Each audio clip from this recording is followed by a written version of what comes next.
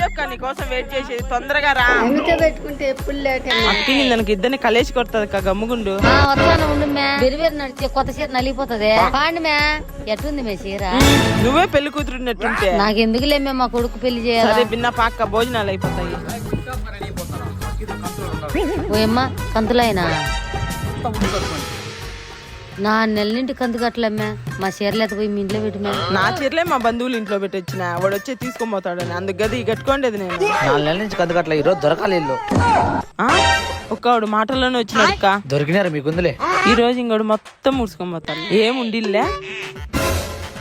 4 నెలల నుంచి డబ్బులు కట్టలే, మీరు లెక్కించారా చీర ఇచ్చారా? ఇంకోసారి ఇట్లా చీరలు ఇచ్చి నీకు మర్యాద ఉండదు.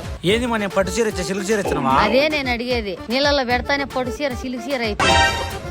మరి నా లెక్కమా? ఇంకోసారి లెక్క ఇక్కని వచ్చి నీకు మర్యాదే ఉండదు. దీనమ్మ పట్టు చీర సిల్క్ చీర అయింది. అబ్బా బలి తెలివి కానీ ఇది.